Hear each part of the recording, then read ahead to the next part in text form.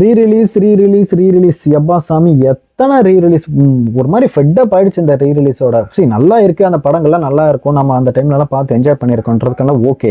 இப்போ புதுப்படத்தை தாண்டி புதுப்படம் வந்தது கூட தெரியாம இப்போ ரீ ரிலீஸ் பண்ணி ஓவரா இது பண்ணிட்டு இருக்காங்க. அதுக்கான ஒரு வேல்யூவே இவங்க எடுக்கிறாங்கன்னு சொல்ல முடியும். சி ஃபார் எக்ஸாம்பிள், இது சிம்பிள்.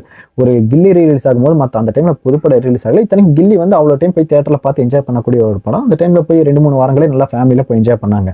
அதுக்கப்புறம் இப்போ ரீசெண்டாக படையப்பா ரிலீஸ் ஆச்சு. படையப்பா முக்கியமான காரணம், டிவியில் ரொம்ப நாளாக அது போடலை, சேம் டைம் ஓடிடியில் எங்கேயுமே இல்லை. அதுவும் இல்லாமல் அது ஒரு என்ஜாய் பண்ண வேண்டிய ஒரு படம் தான். இப்போ ரீசெண்டாக கூட மங்காத்தா ரிலீஸ் ஆகி அதன் கூட நல்லா ரெஸ்பான்ஸ் ஆச்சு.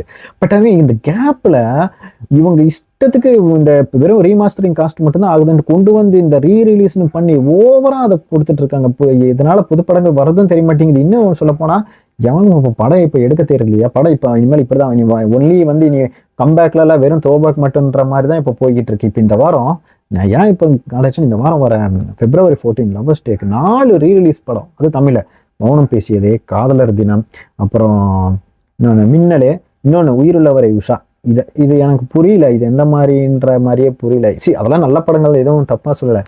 அதை ரேண்டமாக ஒரு நாள் கேடிவி போட்டு உட்காந்தாலே அந்த படம் ஓடிட்டு இருக்கும். போய் பார்ப்பாங்க, எல்லாம் ஓகே. மிஞ்சி போனால் ஃபர்ஸ்ட் டே ஒரு ஷோ போய் அந்த படம் பிடிச்சவங்க அவங்களோட ஃபேன்ஸ் போய் உட்காந்து பார்ப்பாங்க. ஒரு 2 நாள் ஒரு நாள் ஓடும்.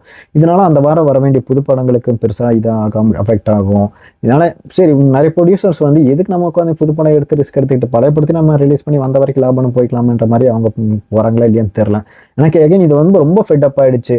ஒரு கட்டத்துக்கு எப்பாவது ஒன்று பண்ணி அதுக்கான வேல்யூ இருந்து அது நல்லா போச்சு, ஓகே. இவங்க வாரத்துக்கு இந்த மாதிரி எல்லா படத்தையும் போட்டா நான் வந்து இப்போ தியேட்டருக்கு போனால் கேடிவி மாதிரி எல்லா படங்களும் இன்னைக்கு என்னென்ன படங்கள் போடுறாங்கன்ற மாதிரி தான் இருக்குன்ற மாதிரி தான் இருக்கு.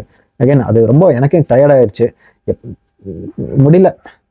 இன்கேஸ் இந்த மாதிரி ரிலீஸ் இந்த 4 படம் ஆகுதுல்ல, அதுக்கு நீங்கள் எதுக்கு போறீங்க, கண்டிப்பாக போறீங்களா, அதுக்குன்ற கொஞ்சம் இதை கமெண்ட் பண்ணுங்க. அகைன் இந்த விஷயத்தில் உங்களுக்கு என்ன ஒப்பீனியன் சொல்லுங்க. இதை பற்றி கொஞ்சம் டீட்டெயில்டாக நான் வந்து புலம்பி தள்ளி ஒரு வீடியோ போட்டிருக்கேன், தயவுசெய்து அதை மறக்காம பாருங்க. தேங்க்யூ.